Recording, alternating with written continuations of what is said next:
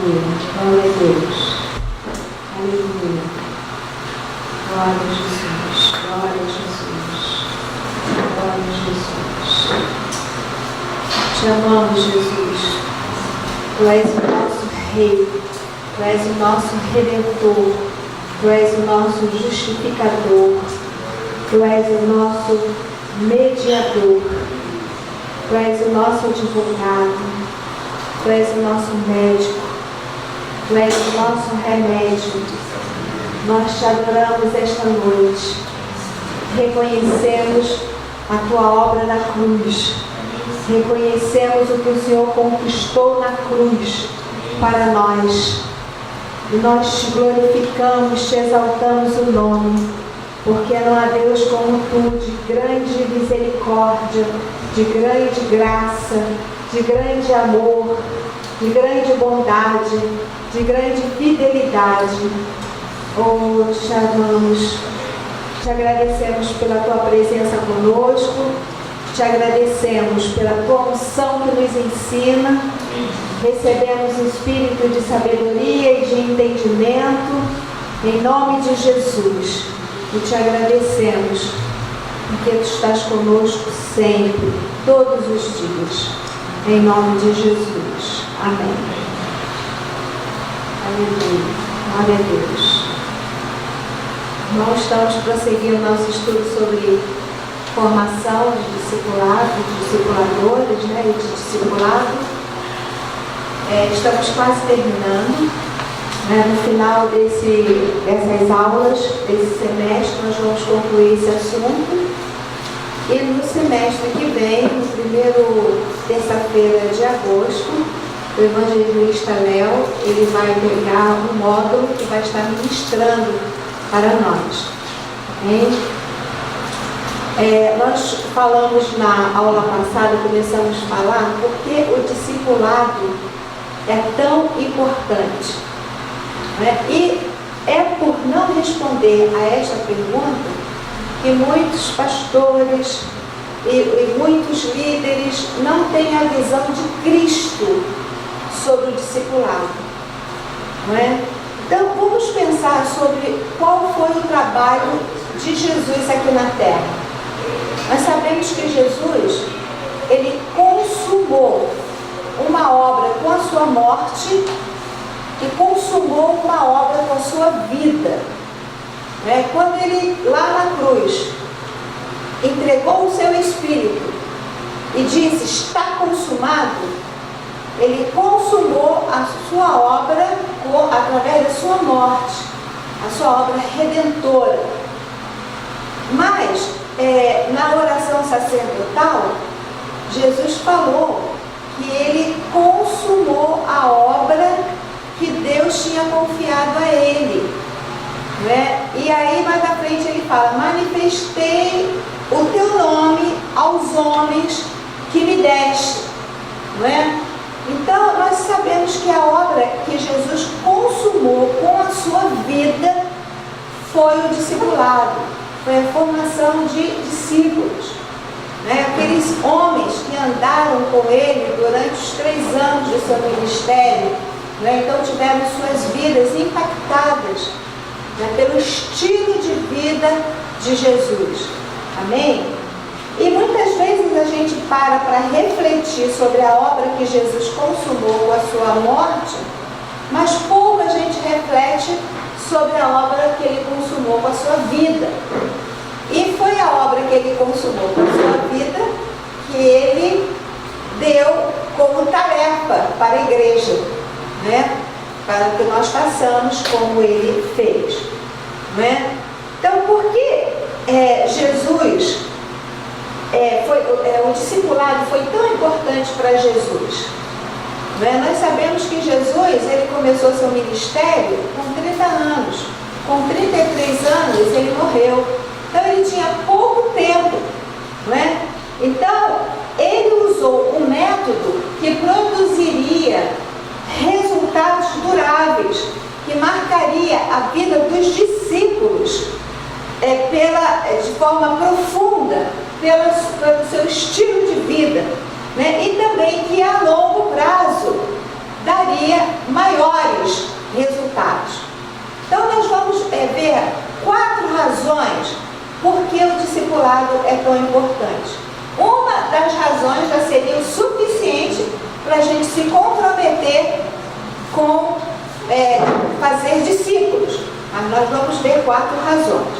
Então a primeira delas é que o amor de Deus e os seus propósitos para conosco só podem ser comunicados por meio de uma relação íntima e comprometida.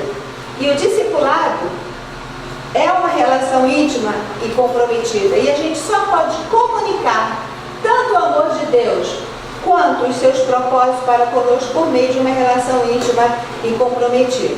Então, quando a gente pensa no amor, não é? Nós sabemos que existem 2 formas de nós expressarmos amor. Uma delas é verbalizando, é você falando, te amo, não é? E isso tem valor e é muito importante.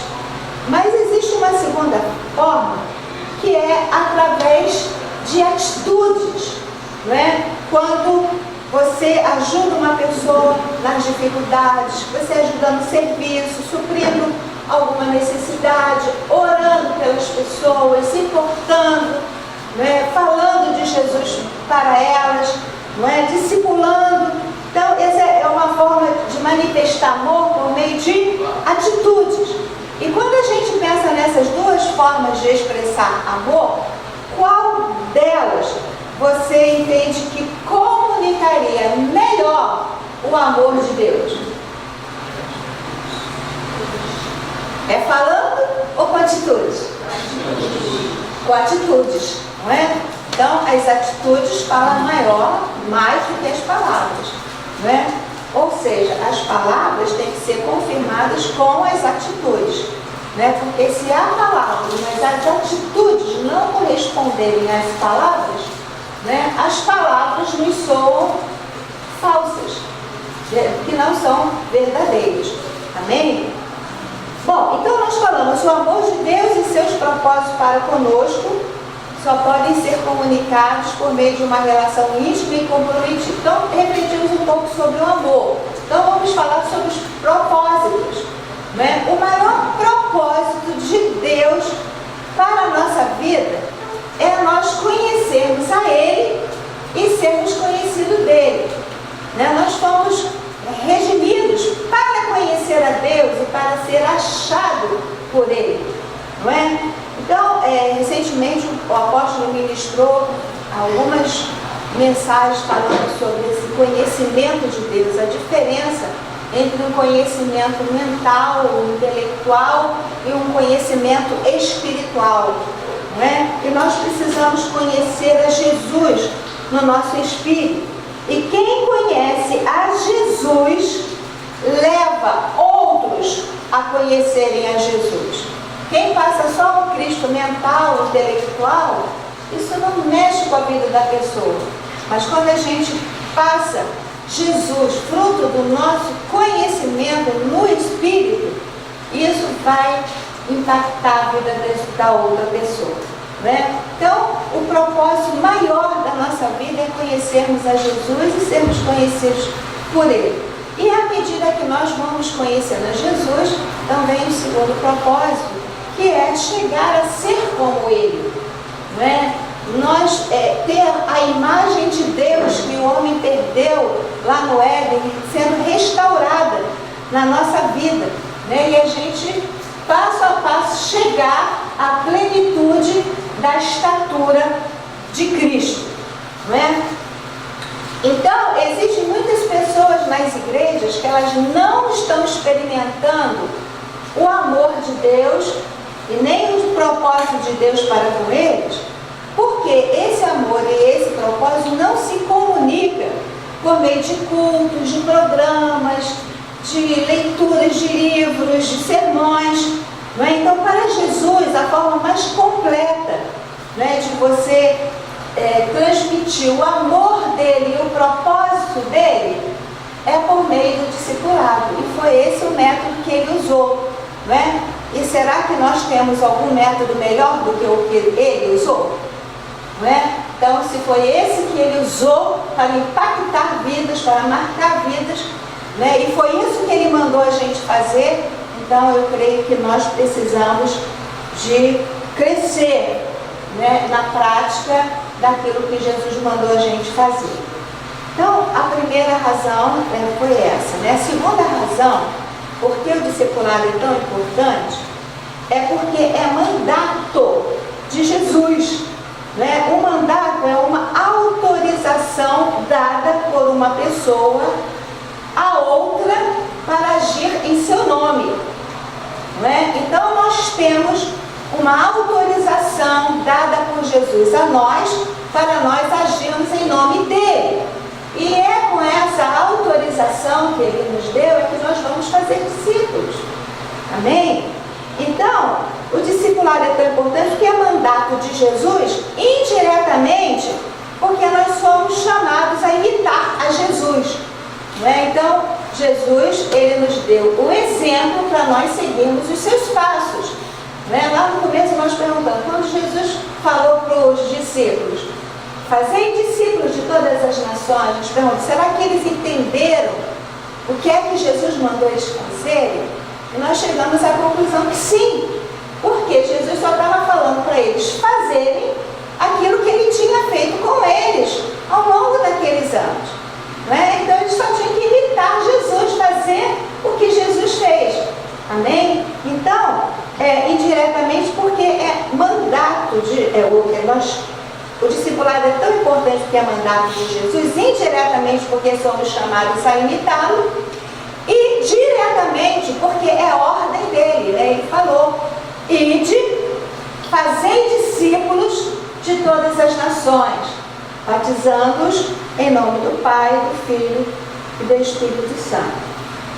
Então, será que nós podemos dizer de verdade que nós somos imitadores de Jesus se a gente não se comprometer a fazer o que ele mandou? Não, né? Então chegamos à conclusão que não, né? Por quê? Jesus falou, se nós amamos a ele, nós devemos guardar os seus mandamentos, né? E fazer discípulo é ordem de Jesus. Amém? Agora, como seguidores de Cristo, nós devemos cumprir o que ele nos ensinou, não é? E é claro que Jesus ensinou muitas coisas, mas nós podemos resumir o que ele ensinou em duas coisas grandes, né? Em dois pontos que nós podemos chamar de grandes. Né? Então, o primeiro tem a ver com o grande mandamento. Né? Chegou alguém e perguntou qual é o maior de todos os mandamentos. Né? Então Jesus falou que o grande mandamento é amar a Deus sobre todas as coisas e ao próximo como a nós mesmos. Então é o amor a Deus e ao próximo que vai nos levar a fazer discípulos. Né? Porque nós amamos a Deus, nós vamos guardar os mandamentos dele, e é mandamento dele fazer discípulos. Né? E se nós amamos o nosso próximo, nós vamos fazer discípulos. Amém? Então, é o amor de Deus e ao próximo que nos levará a fazer discípulos. E o segundo ponto, né, que a gente pode resumir o ensino de Jesus, que é chamado grande, é a grande comissão. Né? Porque Jesus falou para a gente fazer discípulos de todas as nações. Então, o discipulado, ele nos leva a uma visão dos confins da terra. Né? Fazer discípulos de todas as nações. Não é? Então, quantos de nós estamos dispostos realmente a nos comprometer a obedecer o grande mandamento? Que é amar Deus sobre todas as coisas e ao próximo como a nós mesmos. E quantos de nós estamos dispostos a obedecer, né, a ordem de Jesus, né, no que se refere à grande comissão? Então é uma pergunta que fica para nós. Nós estamos sendo expostos a este assunto desde março. Não é? Então eu creio que Deus está nos chamando a nós tomarmos atitudes, posicionamentos, né, em estar cuidando de pessoas. Não é? Você pode estar olhando ao redor de você, pessoas que estão chegando, pessoas que são novas na fé, né? E você pode estar orando, perguntando a Deus, Deus, qual é a pessoa que você quer que eu faça discípulo, que eu discipule? Né? Então vai orando, perguntando a Deus. Né? Depois a gente vai fazer uma relação de pessoas que precisam ser discipuladas e você vai orando e vai, né, pedindo direção a Deus para você começar a fazer isso. Ou continuar, né? Seja paz, continuar. Então falamos duas razões porque o discipulado é tão importante, então vamos falar sobre a terceira. O discipulado é tão importante pela quantidade dos resultados. Nós podemos dizer que a quantidade dos resultados no discipulado é uma progressão geométrica. Quem estudou matemática sabe que tem a progressão aritmética, que é a soma, né? E tem a geométrica, que tem a ver com a multiplicação, não é? Então, tem um livro cujo título é A Formação de um Discípulo. O autor chama-se Keith Phillips. Né? E aí eu pedi o pastor Paulo, que tem esse livro, né? E a gente já tinha conversado, né, sobre ele compartilhar um pouco da experiência desse homem, né? O autor do livro. Né? Então, pode vir agora.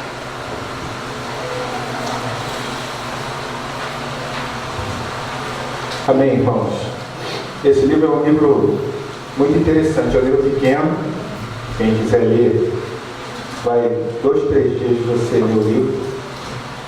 Mas uma coisa que me impactou tremendamente nesse livro foi a experiência desse pastor, do Keith Phillips. Ele tinha um chamado evangelista muito forte. Então ele iniciou o ministério dele nos guetos da cidade onde ele morava, nos Estados Unidos, que é um pouco parecido com o que a gente tem aqui no Brasil, nas nossas favelas. Um pouco diferente, né, porque é a cultura americana. Lá realmente, onde tem os guetos, tem muitos negros, né, e muita miséria, muita pobreza. Então ele começa o livro descrevendo um quadro assim de muita miséria, de muita assassinatos, depois ele descreve abusos sexuais, então ele vai pintando um quadro estarrecedor de como a maldade imperava naqueles guetos daquela cidade onde ele morava, onde o Senhor o chamou. Era muita coisa assim terrível, parecia que o cara estava morando literalmente no inferno.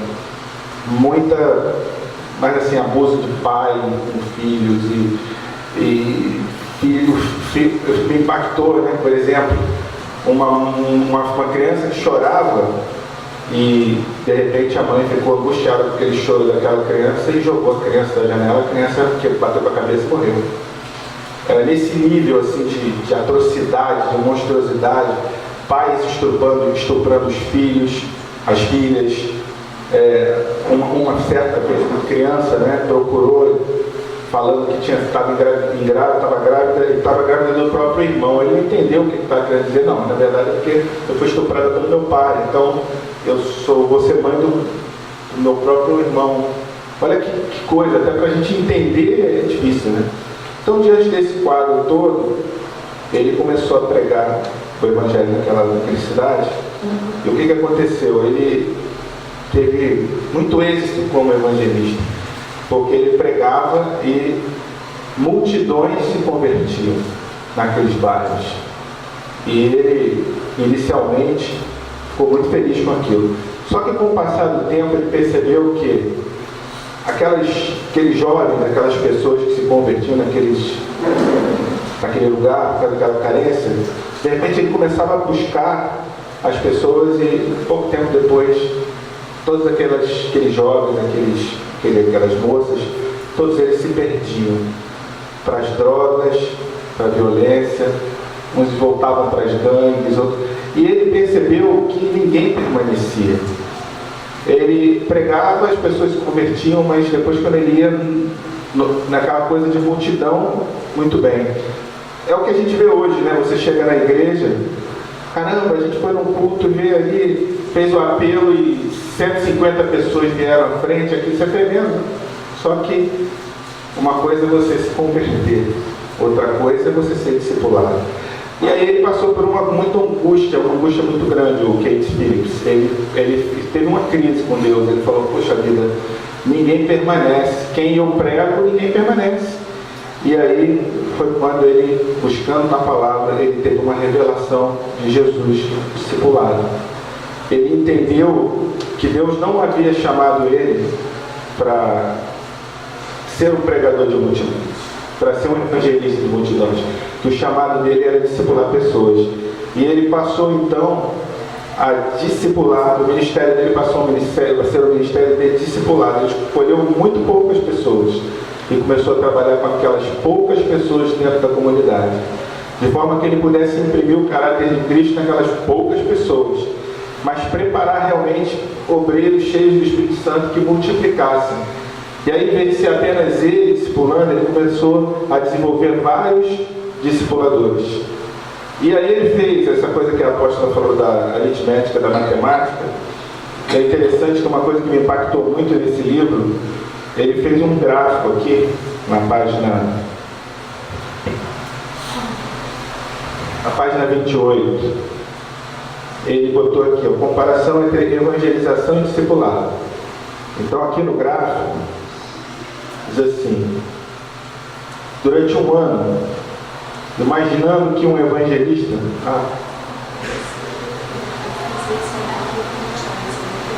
pode ser isso, pode ser isso. Tá, aqui tá indo até aqui, tá indo bem. Porque na verdade ele não fez, isso, exatamente. É esse gráfico aqui que a apóstola do...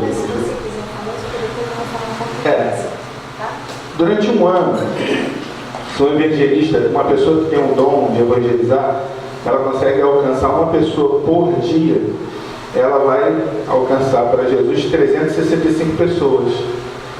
Agora, se ao invés de um ano você ganhar uma pessoa para Jesus por dia, mas você ficar do lado de uma pessoa só, durante um ano, e marcar a vida daquela pessoa com o discipulado, de forma que você venha imprimir o caráter de Cristo naquela pessoa, daí a um ano, no final de um ano, você só ganhou um, enquanto que esse aqui ganhou 365, ele faz aqui a comparação. Então você está perdendo, né? Porque um ganhou 375, o outro ganhou um. No ano seguinte, um ano depois, aquele que é um verdadeiro discípulo, você já vai ter 2 discipuladores, então 2 vão gerar 4. Enquanto isso, do outro lado, você tem na coluna 730 ali, ó. 730 evangelistas conseguem. No final de 3 anos, o evangelista trabalhando e ganhando uma pessoa para Jesus ganha 1.095. O discipulador só ganha 8. Mas é interessante que isso vai, como a progressão aqui é geométrica, eu achei muito interessante isso aqui, porque quando alcança aqui 12 anos depois, exatamente 12 anos depois, o discipulador, ele passa de uma forma impressionante nessa progressão.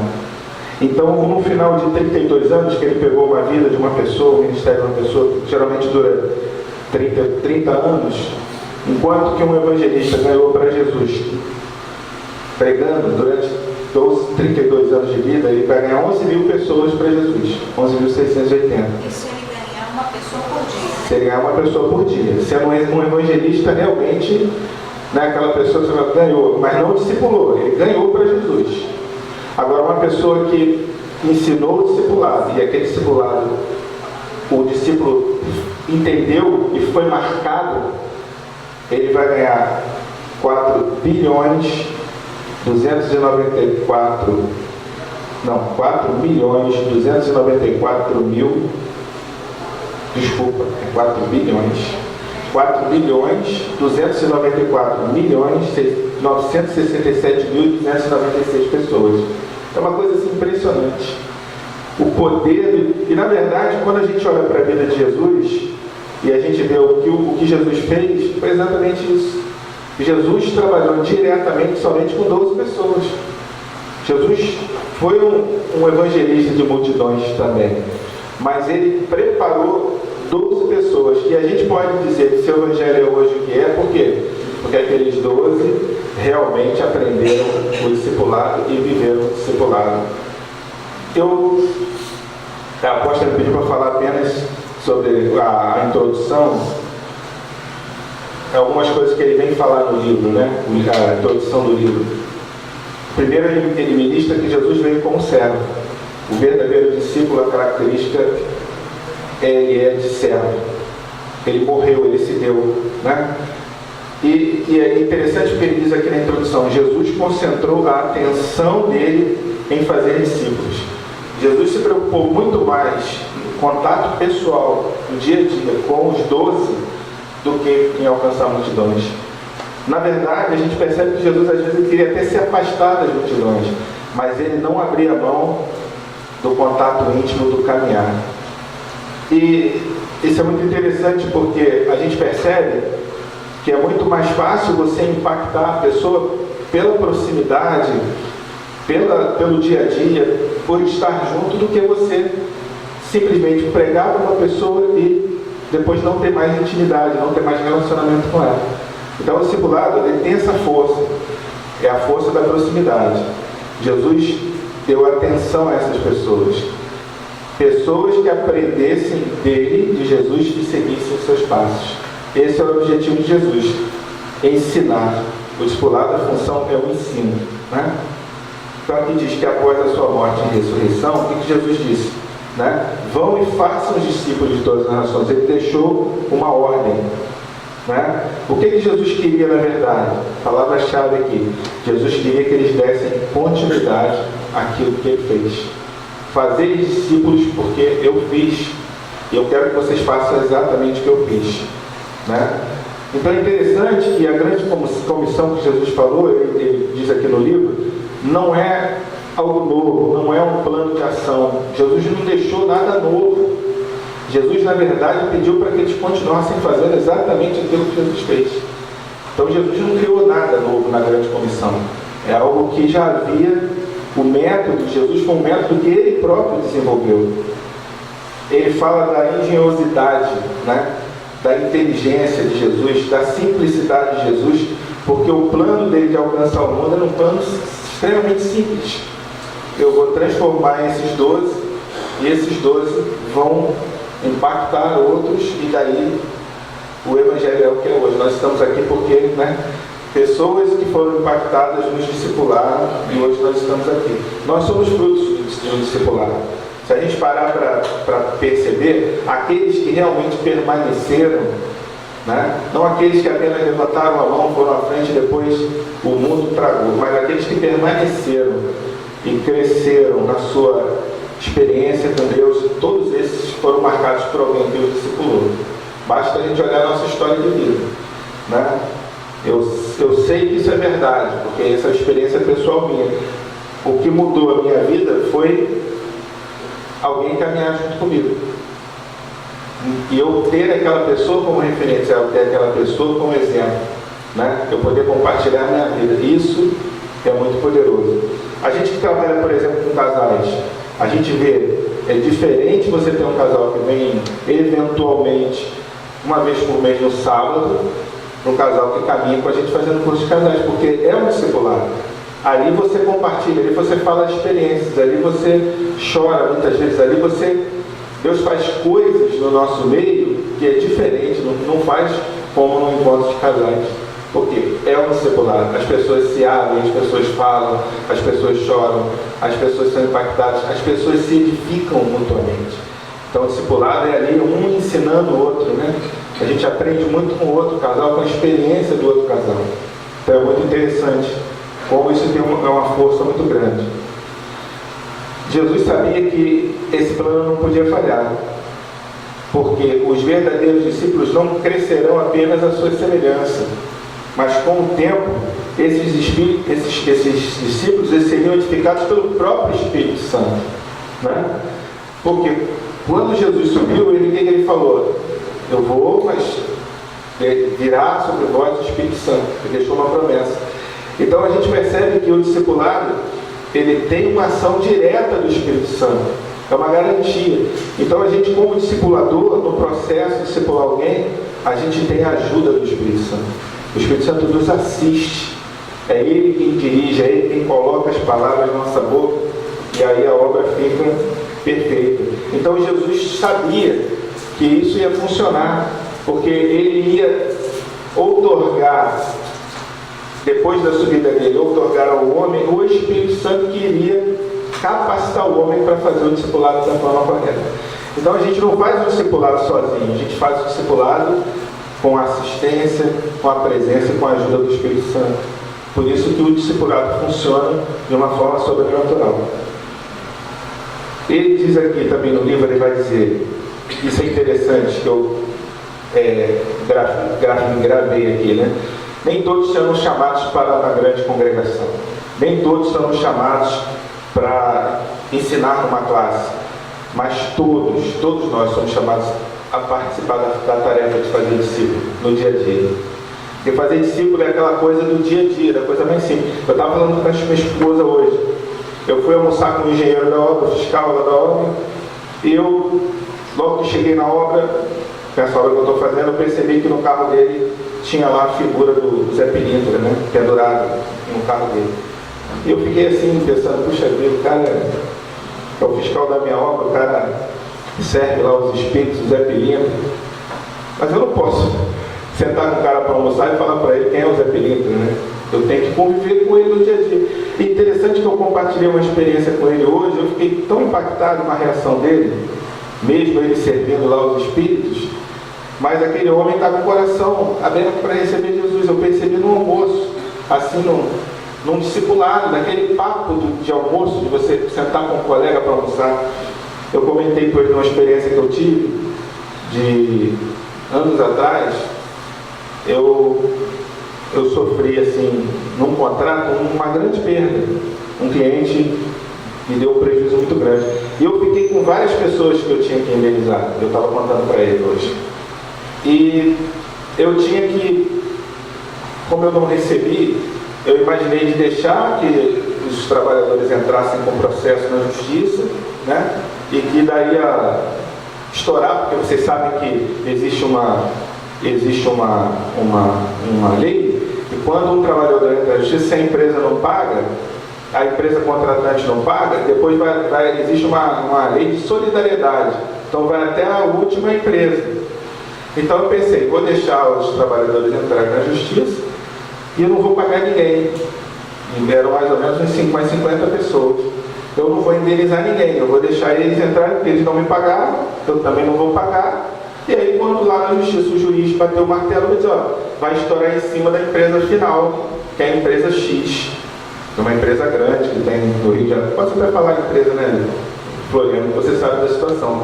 É a empresa que o Floriano trabalha, que é a Fiocruz. E eu falei, vou deixar estourar na mão da Fiocruz. Só que eu sentei no carro um dia, eu estava decidido a fazer aquilo. Mas eu sentei no carro um dia e a irmã Diná, ela me pediu para buscar uns cocos no jejum que ia ter aqui na igreja. Aí ela tem aquele sítio lá em Sampaio Correia, eu estou ali dirigindo meu carro, né? E eu conversei com a irmã. Aí eu falei, irmã, está acontecendo isso e tal. Ela é advogada, né? Uma advogada experiente. E aí a Diná me deu um conselho. Ela falou, Paulo, posso te dar um conselho? Eu falei, pode, irmã. Ela falou, vou te dar um conselho como sua irmã em Cristo e também como advogada, como profissional. Você tem condição de fazer um empréstimo para você pagar todas as pessoas? Aí eu falei, tem. Se você for num banco pedir o dinheiro e pagar, tem. Então, eu acho que você deveria fazer isso. Porque você não deve deixar de pagar o salário do trabalhador. Você não pode, porque deixaram de ser justo com você também não ser justo com as outras pessoas. A responsabilidade era sua. E aquela palavra ficou dentro de mim. Embora eu tivesse decidido fazer diferente, mas eu fiquei com aquilo dentro do meu coração. Ainda bem que a Bíblia diz que na multidão de conselhos há sabedoria. Eu fiquei refletindo sobre aquilo entrou dentro de mim. E ela liberou uma palavra. Ela falou assim: você vai fazer um empréstimo, você pode ter certeza, Deus vai honrar você e você não vai ficar devendo ninguém. E eu, juntando todos os empréstimos que eu tive que fazer, eu fiz em torno de 300 mil reais de empréstimos. E passaram-se 2 anos. E para a honra e glória do Senhor, eu paguei todas as minhas prestações. Hoje eu não devo ninguém. Sem dever a ninguém, paguei todas as pessoas. E nesse tempo, Deus me honrou que eu não precisei atrasar nenhuma prestação. Compromisso que eu assumi, eu consegui honrar. E eu compartilhando essa experiência hoje, assim com um colega, porque ele também é engenheiro, né? E ele falando da dificuldade que ele está tendo e tal, de pagar os impostos e tal. E eu falei: não, passei por uma situação assim, realmente difícil. E de repente o rapaz estava chorando. E ele começou a falar de Jesus. Ele falou: cara, Jesus é incrível, Jesus é incrível. E ele começou a pregar para mim. Eu achei aquilo muito interessante. Às vezes a gente olha para a pessoa só porque tem um Zé Pilinta no carro e aquilo já você forma uma imagem da pessoa. Então eu entendo assim que discipulado é o dia a dia. É você ter a oportunidade de você marcar a pessoa com o Jesus que você conhece. E era isso que Jesus queria, porque Jesus fazia isso o tempo todo, né? Ele caminhava com as pessoas. A gente vê isso no caminho de Emaús, quando ele voltava, né? Ele estava ali, né? Convivendo, caminhando, depois comendo com as pessoas. Então o Evangelho é muito simples, né? O homem é que complica, mas o Evangelho é muito simples. A gente vê, depois o livro vai falar que nos dias de hoje muitas igrejas não vivem essa realidade, não se interessam pelo discipulado, não ensinam o discipulado, né? E a maioria das pessoas também não tem ideia do que isso seja.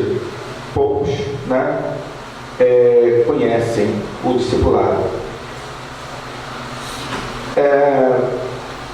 Esse livro trabalha com a premissa de que o desenvolvimento do caráter é mais importante do que o polimento das técnicas.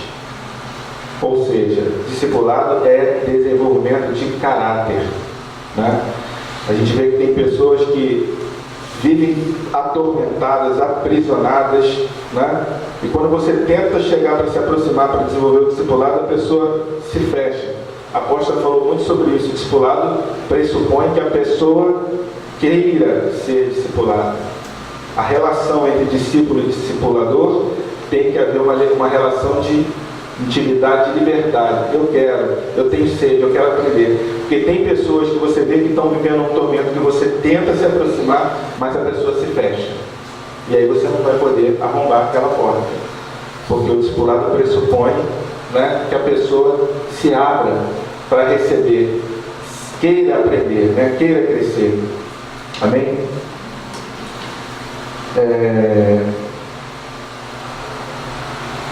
Aqui ele diz uma frase interessante no livro que eu marquei aqui. Você tem que ser a pessoa de Deus antes de poder realizar a obra de Deus. Antes de realizar a obra de Deus, você precisa ser a pessoa de Deus. Para fazer a obra de Deus, você tem que, primeiro, antes de fazer a obra, você tem que ser a pessoa de Deus. O apóstolo fala muito sobre isso, né?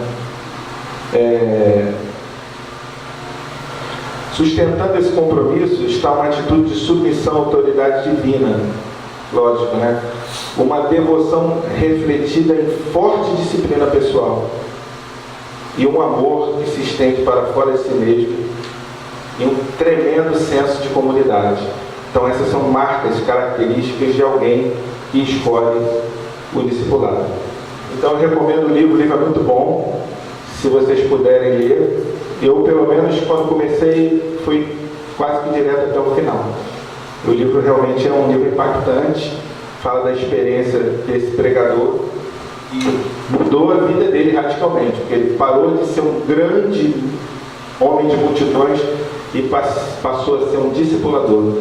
E Deus colocou pessoas no caminho dele, discipuladores, que desenvolveram o ministério dele. Hoje o ministério dos Estados Unidos é impactante, mas é no princípio do discipulado, não mais no princípio de pregar para grandes multidões, né?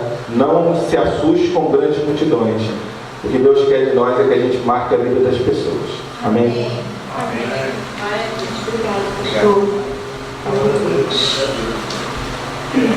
Então estamos falando sobre Por que o discipulado é tão importante? Então, a terceira razão é por causa da quantidade dos resultados. Então, o discipulado a longo prazo é o método que daria maior quantidade de resultados.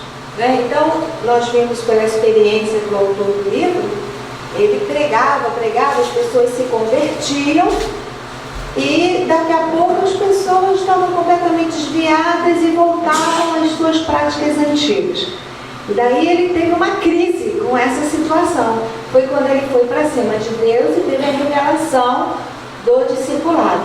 E aí então ele parou de querer trabalhar com muitas pessoas e começou a trabalhar com poucas pessoas, né, nessa questão do discipulado. Né? Então, nesse livro aí, o autor, né, ele diz o seguinte, que ele fez uma comparação, né, de um evangelista que tem muito sucesso de evangelizar e que consiga evangelizar uma pessoa por dia, né, no ano vão ter 365 pessoas evangelizadas. Mas quantas dessas pessoas vão permanecer? Né? Agora, se você se dedica a cuidar de uma pessoa e você vai gastar um ano acompanhando aquela pessoa, se encontrando sistematicamente, trabalhando, né, identidade cristã, o caráter cristão, a capacidade ministerial, todos aqueles campos que a gente falou do currículo, do discipulado. Né? Então, aqui, veja bem, um ano. Aqui é o discipulador, discipulando uma pessoa. Então, no final de um ano, não vai ter 365, vai ter uma pessoa. Mas no ano seguinte, já são dois. Você que discipulou e a pessoa que foi discipulada. Já são dois, cada um pegando mais um. No final daquele ano, já vão ser 4 pessoas discipuladas. Bem? E aí no terceiro ano, então esses 4 aqui, né, quem começou tudo, mais os outros 3, cada um pegando um, no final do terceiro ano, vão ser 8 pessoas discipuladas. Aí no quarto ano, então as 8 pessoas, cada um pegando um. No final do quarto ano serão 16 pessoas discipuladas. No quinto ano, as 16, cada um pegando uma pessoa durante o ano inteiro. No final daquele quinto ano, serão 32 pessoas discipuladas. No sexto ano, essas 32 aqui, cada um pegando um. No final do ano, serão 64 pessoas discipuladas. No sexto ano, no sétimo ano, 64 pessoas, cada um discipulando uma. Vão ser 128 pessoas ao final de 7 anos, discipuladas. Né? E aí no oitavo ano, essas 128 aqui, cada um pegando uma. No final daquele ano já serão 256 pessoas. Né? No nono ano, essas 256, cada um pegando um. Durante o ano inteiro, no final do ano, 512 pessoas discipuladas. No 10º ano, essas 512 pessoas, cada um pegando um durante o ano inteiro. No final de 10 anos, vão ter 1.024 pessoas discipuladas. Aí agora a gente já foi mais em 20 anos, continuando isso, vão ter mais de 1 milhão de pessoas discipuladas e em 30 anos, mais de 1 milhão de pessoas discipuladas. Então você vê a coisa, progressão, é reprodução geométrica. A gente sabe que as coisas não são tão matemáticas, mas é para dar uma visão. Eu sei que Jesus levou 3 anos ali no dia a dia com aqueles 12, né? E a gente sabe que ele já perto, né? Pedro nega e nem Jesus teve sucesso em todos os discípulos que ele escolheram, um se perdeu. Então a gente não precisa ficar preocupado, porque nem Jesus teve sucessos ou resultados perfeitos, não é? Mas o importante é a gente começar, não é? Então busque direção de Deus, não é? Deus vai te mostrar uma pessoa, você vai ficar com aquela pessoa, sem pressa, caminhando com ela, convidando ela para sua casa, chegando antes daqui para se encontrar, não é? E vai na casa dela, vai na sua, ou se encontra antes no horário dos cultos, nos dias de culto, no dia da possibilidade de cada um, e vão, passo a passo, não é? E você vai ser instrumento de Deus para marcar a vida de outra com a sua vida, não é? À medida que você cresce em conhecer a Jesus, você vai estimular que outros conheçam mais a Jesus, né? Aí Jesus vai estar crescendo em você e nele, né? E nisso nós vamos estar contribuindo, né? Você imagina, aqui está falando de uma pessoa, nós somos quantos aqui? Né? Somos na base de uns 30, tem 30 pessoas aqui? Mais ou menos, não é? Então você imagina, nós já vamos começar com muito mais, porque aqui foi uma pessoa que começou todo esse negócio, não é? Então imagine se nós, cada um, a gente possa entender isso, e cada um pegando, imagina como isso vai, né, explodir, né? Vai ser algo poderoso, não é? Então, o discipulado, não é? A longo prazo é um método, que produz maior quantidade de resultados, pessoas que permanecem, não pessoas que levantam a mão para Jesus e daqui a pouco já está nadando na maionese por aí. Não, são pessoas que estão sendo acompanhadas. Mais que quantidade, principalmente a qualidade. Sim, mas eu vou entrar, esse é o quarto ponto que eu vou entrar. Esse aí é a quarta razão, né? Então são 4 razões porque o discipulado é tão importante, né? Primeiro, porque o amor e os propósitos de Deus só podem ser comunicados por meio de uma relação íntima e comprometida. O segundo é porque é mandato de Jesus. Amém? Terceiro, porque a longo prazo é o método que produz maior quantidade de resultados. E aí nós vamos para a quarta razão, que é a que o pastor Paulo falou. O discipulado é tão importante pela qualidade dos resultados.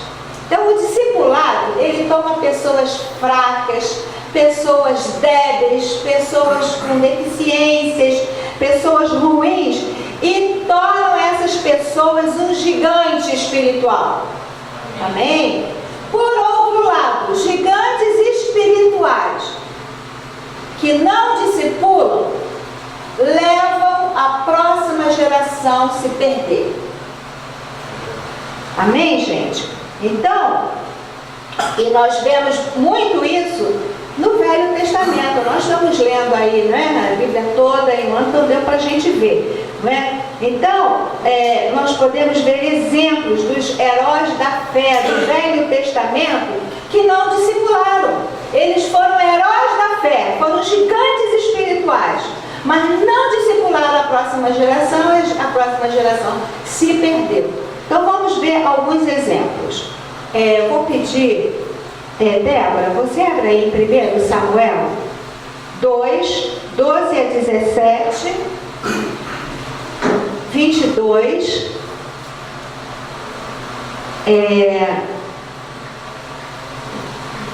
Evangelista Léo, 1 de Samuel 8, de 1 a 3. E os outros eu vou mencionando mais rapidamente. Então vamos lá. 1 de Samuel 2, 12 a 17.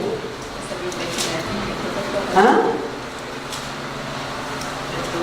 17, né? Agora, pois, eis que o rei vai diante de vós, já envelheci e encaneci. E eis que meus filhos estão convosco, e eu tenho andado diante de vós desde a minha mocidade até o dia de hoje. Eis-me aqui, testificai contra mim perante o Senhor, e perante o seu ungido, a quem tomei boi, a quem tomei jumento, e a quem defraudei. Você está lendo 1 de Samuel 2? Ah, estou lendo 12. 2, fazer 17. Corrigindo. Vai. Eram, porém, os filhos de Eli, filhos de Belial.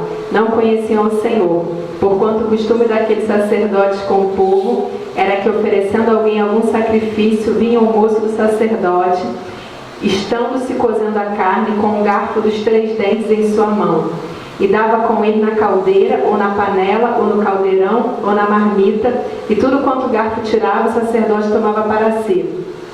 Assim faziam a todo Israel que ia ali a Siló. Também antes de queimarem a gordura, vinha o moço do sacerdote e dizia ao homem que sacrificava: dá esta carne para assar ao sacerdote, porque não tomará de ti carne cozida, senão crua. E dizendo-lhe o homem: queime primeiro a gordura de hoje, e depois toma para ti quanto desejar a tua alma. Então ele lhe dizia: não, agora hás de dar, e se não, por força tomarei. Era, pois, muito grande o pecado destes mancebos perante o Senhor, porquanto os homens desprezavam a oferta do Senhor. Agora leu 22. Era, porém, ele já muito velho, e ouvia tudo quanto seus filhos faziam a todo Israel, e de como se deitavam com as mulheres, que em bandos se ajuntavam à porta da tenda da congregação. Versículo 3:13 agora. 3:13. Porque já eu lhe fiz saber que julgarei a sua casa para sempre, pela iniquidade que ele bem conhecia, porque fazendo-se os seus filhos execráveis, não os repreendeu. Então aqui está falando do sacerdote Eli, né? E está falando sobre como era a atitude dos filhos dele, Ofni e Finéias, não é? E ali está dizendo que eles fizeram-se repreensíveis, execráveis, ou seja, eles precisavam de ser repreendidos e não foram, não é? Então aqui a gente vê um exemplo de um sacerdote que não discipulou seus filhos, e os filhos fizeram diferente dele. Também você vai ler 1 de Samuel 8, de 1 a 3. Quando Samuel ficou idoso, nomeou seus filhos como juízes e líderes de Israel. O primogênito chamava-se Joel, e o segundo filho, Abiás. Eles foram líderes em Berseba. Entretanto, os filhos de Samuel não seguiram o seu exemplo. Ao contrário, deixaram-se seduzir e orientar-se pela ganância, aceitaram suborno e perverteram a lei e o direito.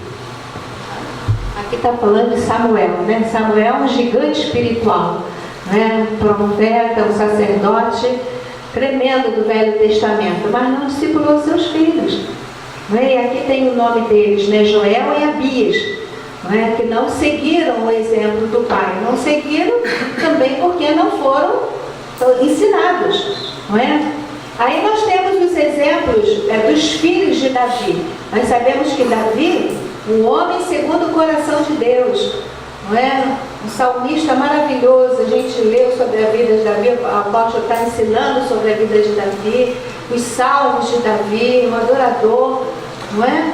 Mas a casa dele foi um desastre, não é? Então a gente vê um dos filhos dele, Amilom, estuprou a irmã Tamar, não é? O irmão de Tamar, Absalão, né, nutriu aquele ódio pelo irmão, né, e foi lá e matou o irmão, né? Mais à frente, Absalão ele lidera uma revolta contra o pai, né, contra Davi, e nesse período ele se deita com as concubinas do pai, assim, num lugar público, para todo mundo saber o que ele estava fazendo, uma forma de desonrar o pai, não é? Outro filho de Davi, chamado Adonias, também usurpou o trono do pai, né? E ele, esse Adonias, queria por mulher a mulher que foi na velhice dada a Davi para esquentar ele, né? Abisai, não é? Então ele queria essa mulher. E Salomão, não é? Que foi o rei sucessor de Davi, filho de Davi, né, que teve mais de 1000 mulheres, não é? Então você vê, a gente viu que Davi, um homem, né, de Deus, um homem que nos impacta, né? a história dele, né? Ele tá sempre, o apóstolo está ensinando sobre Davi, mas você vê como foi a casa dele, os filhos dele, não é? Ezequias,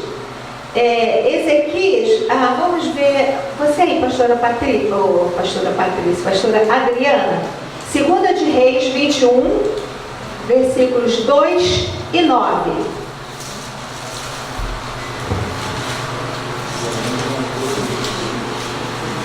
Segundo de Reis 21, versículos 2 e versículo 9. Fez ele o que era mal perante o Senhor, segundo as abominações dos gentios, que o Senhor expulsara das suas possessões diante dos seus filhos de Israel. Eles, porém, não ouviram, e Manassés de tal modo fez errar, que fizeram pior do que as nações que o Senhor tinha destruído diante dos filhos de Israel. Nós estamos falando de um rei, né, chamado Manassés, e esse rei era filho de Ezequias. E Ezequias foi um rei reformador de Israel. Foi um rei que foi lá, que derrubou os altos, que tirou os ídolos, que fez uma reforma em Israel. Ele foi um excelente rei, né, que fez o que era reto, que agradou a Deus. No entanto, o rei que seguiu a ele, filho dele, né, fez aí pior do que todos os reis anteriormente. Então, isso quer dizer que gigantes espirituais que não discipulam a geração seguinte, faz a geração seguinte se perder. Agora, está entendendo, irmã? Esse comentário está bom. Não, mas acontece que Que assim seja. ali. Agora, dá a entender também que quando aparecem essas aberrações, digamos assim, o pai é profundamente espiritual ou muito chegado ao Senhor. O filho pisa na bola, escorrega assim grandemente, e interessante que a Bíblia faz questão de falar que a mãe dele era fulana de tal. Então dá a entender que, como ele tinha 12 anos quando começou a reinar, a mãe teve profunda influência na vida dele. E provavelmente o pai tinha um segmento, era fiel ao Senhor. Mas essa mãe, não sei não. É pena que a gente não tem mais dados para poder fazer uma pesquisa dessa mulher aqui. Sua mãe chamava-se Efzibá. Essa Efzibá aí provavelmente devia de ter um pezinho lá numa daquelas nações lá da região, sabe? Eu não duvido nada, porque dá a entender realmente, e eu tomo isso como um aprendizado, que a esposa, a mãe, no caso desses reis e até mesmo nos nossos tempos, ela tem uma profunda responsabilidade para firmar o caráter desse filho. Senão, o pai está lá enfronhado com reinar, e esquece de tomar conta do filhote que vai ser o sucessor dele. Em resumo, não fez um discipulado decente, né? Isso que você está falando é real, né? Porque a gente tem casos também de reis que foram terríveis e que tiveram um filho que foi um bom rei, né? Então, certamente, ele não recebeu a influência do pai, ele recebeu a influência da mãe. Agora, por outro lado, a gente vê, né, a escolha da esposa e da mãe dos filhos é responsabilidade de quem casou com elas, né? Você vê, Salomão começou a casar com mulheres idólatras e começou a fazer, né, altares para cada uma destas mulheres que adoravam outros deuses, né? E daí ele mesmo se desvirtuou, né? Se desviou do caminho, se desviou do Senhor, né? Então isso quer dizer que a questão de com quem uma pessoa vai casar, né, e quem vai ser a mãe dos seus filhos, isso é fundamental, né, porque realmente quem está mais próximo do filho é a mãe, né? Então a gente vê casos de reis ruins, mas que tiveram filhos retos, né? Então certamente não foi por causa da influência do pai, foi por causa da influência da mãe, né? Mas tudo bem. E também quando a gente pensa nos 400 anos dos juízes, né? Então você vê que enquanto tinha o juiz ali, o povo andava reto. Aquele juiz morria, daqui a pouco se desviava todo mundo e Deus tinha que permitir que viesse algum povo e dominasse eles. Aí quando eles estivessem no sufoco, e aí eles clamavam a Deus, eles levantavam um libertador, e foi assim a história de 400 anos do tempo dos juízes. Não é? Então, a qualidade dos resultados do discipulado se demonstra, né, especialmente em Cristo. Nós vamos falar depois de Cristo. O nosso horário expirou, né? Então nós vamos continuar falando sobre a qualidade do resultado para a gente concluir esse assunto e aí entrar no próximo assunto. Tá bom? Então podemos sair para o intervalo.